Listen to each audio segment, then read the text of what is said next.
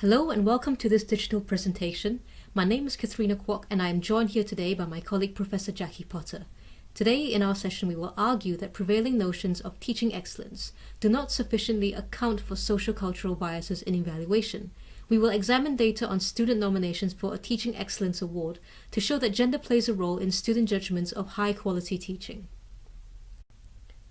First, we'll take a look at teaching excellence in the literature.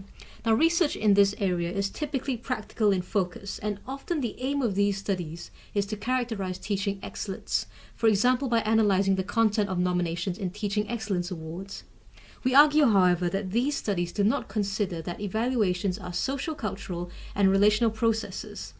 So this means that the criteria for excellence can vary between individuals, but also the same person can subconsciously use different criteria depending on who they are evaluating. To understand how gender might shape perceptions of teaching excellence, we now turn to research investigating the role of gender in student evaluations of HE teaching more generally. So quantitative and qualitative research into this area has shown that men and women are evaluated according to gendered standards, and this pretty much invariably disadvantages women. One reason for this is because the traits and competencies associated with women and femininity are not fully compatible with the idea of being an academic or being scholarly, which traditionally have been seen as quite masculine roles. For example, studies have shown that female teachers are rated more lowly than male teachers on measures relating to intelligence and scholarship. There was a study mentioned recently in the Times Higher Education which found a so-called beauty premium where attractiveness was associated with higher student ratings, but this was only found for female teachers. Now, the authors present this as an advantage for women, but what the authors do not appear to recognize is the actually really important implication that a female teacher's competence can be influenced by how attractive she is perceived to be. Overall, this speaks to a pattern of women not being taken as seriously as academics compared to men. A further point is that excellence itself may be gender-typed as masculine. For example, Van den Brink and Benschop note that women must be five-legged sheep. In other words, they must be truly exceptional in order to be considered excellent, whereas men can be normal four-legged sheep. Moving on to this study, data was taken from nominations for an Excellence Award at a large UK university over 2 years. In order to be included in the dataset, nominations had to be student submitted for a single member of teaching staff, and also they had to not be a repeat. Meaning that if a student submitted multiple nominations, only the first one which met the criteria was included in the dataset. Nominations also had to be able to be coded for gender. While no direct data on gender was available, gender could be inferred, for example, from the names provided with the nominations and also from the content of the nominations themselves, for example, through the use of gendered personal pronouns. Where no certain judgments on gender could be made, the nomination was excluded from analysis. The initial sample size was 586, and in total 168 nominations did not fit the criteria, making the final sample size 418. For the thematic analysis, line-by-line coding was used where statements were coded at all appropriate themes, and coding was performed until full coverage. So this involved going through the data multiple times in order to ensure that the coding was as thorough as possible.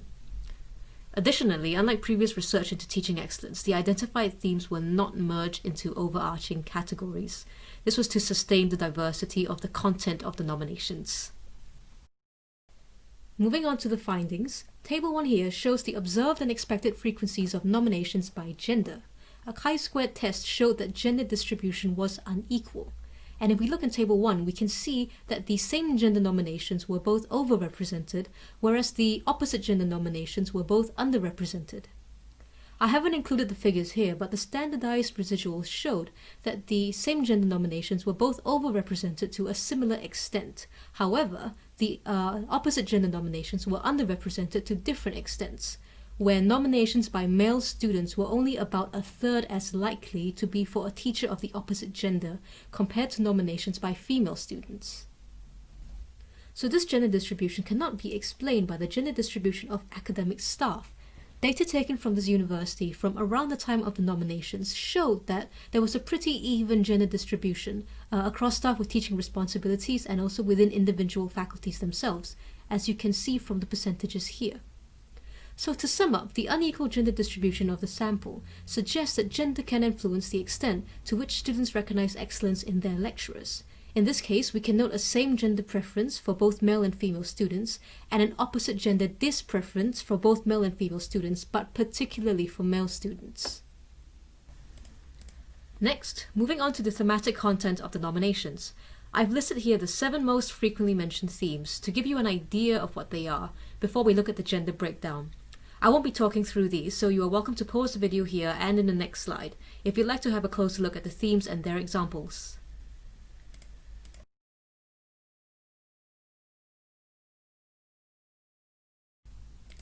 This table shows the 5 most frequently mentioned themes for each gender category. Now there are a couple of things to note here. First, if we look at the left 2 columns, these pertain to nominations made by female students. And we can see that regardless of whether the nomination was for a female teacher or a male teacher, it's the same top 5 themes that are being mentioned. And also we can see that their order is very similar. However, if we look at nominations by male students, we can see gender differences start to emerge. First, supportive was the most frequently mentioned theme for female teachers, with 41% of nominations mentioning this theme compared to only 27.7% in the nominations for male teachers. We can see a similar thing for the theme available, which is mentioned in 30.8% of the nominations for female teachers, compared to only 19.3% for male teachers. Lastly, if we look at the theme engaging, even though their percentages are quite similar between female and male teachers, engaging was the most commonly mentioned theme for male teachers, but it was 3rd for female teachers. And further, there's quite a lot of distance between engaging and the most commonly mentioned theme in the nominations for female teachers, with 41% there for the most commonly mentioned theme, supportive, and only 28.2% there for engaging. So in all, these differences suggest that gender can influence what students recognize and value in their teachers. Particularly for male students, we can see some evidence of gendered preferences where female teachers are recognized and valued for traditionally female competencies, such as being supportive or being available to help students when they need it. Whereas for male teachers, there's a relatively greater preference for kind of traditionally masculine cognitive competencies, such as being engaging or making use of good teaching techniques, which appears in this table only here in the male student nominations for male teachers, but not in any of the other gender combinations. I will hand the time now to Jackie, who will go through the sector implications to round off the presentation. Thanks, Kat. So, what can we conclude from the data we've shared with you here? What are the implications for universities pursuing an agenda to ensure that they are organisations that adhere to legislative expectations for EDI, equality, diversity and inclusion, as well as strive to exceed those minimum expectations and deliver a truly equitable first-class environment for staff and students to succeed and thrive? First, gender influences students' judgments on who is excellent and why they are excellent. Students are more likely to recognise excellence in a same-gender teacher. Male students are less likely to nominate female teachers than female students are to nominate male teachers. I'll talk about the implications of this in more detail after my second point. That stretches beyond the data we've shown you from our study here, but it is clear that gender is not the only bias in the literature. There is growing evidence for bias relating to other visual differences, such as attractiveness and race. So, what are the implications for bias linked to visual differences, such as gender, race, and attractiveness? And how do those biases get normalised into custom and practice, into structures and processes? Let me say, first off, it's not necessarily a bad thing if female staff and male staff are valued for different things, but feminine competencies are often valued less than male competencies. For example, on student evaluations of teaching used in modules and on programmes.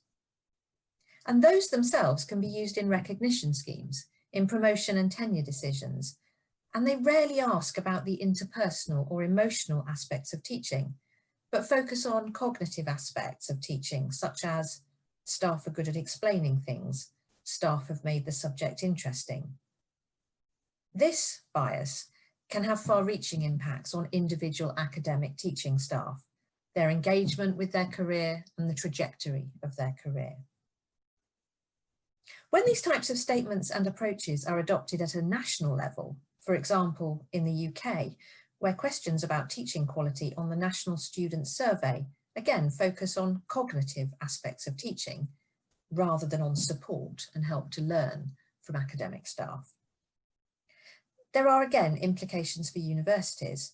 Here, universities themselves are ranked and compared in relation to teaching quality, but without valuing that there are gender differences in what aspects of teaching are being valued. We might say that women's labour is being undervalued relative to men's labour. So, to summarise, this research and that of others demonstrates that universities, governments and regulators need to look carefully at the way qualitative commentaries from students are collected and used. From informing decisions affecting individual career chances to systematically informing the judgments made of teaching quality, including the ranking of subjects and institutions, higher education and nations have gathered extensively and been influenced by gender-biased subjective statements. It's up to us all to challenge the notions that excellence is objective and worthy of pursuit by individuals and institutions. This symposium, with its focus on expertise, is a step to enable a new discourse, one that can get past the old, narrow, conformative notion of reward and recognition of excellence and exceptionality. I'm now going to just show the references that we've used in this and scroll through them, and of course you can pause the slides in your own time to read them in more detail. But on behalf of Kat and myself, thanks so much for watching and listening.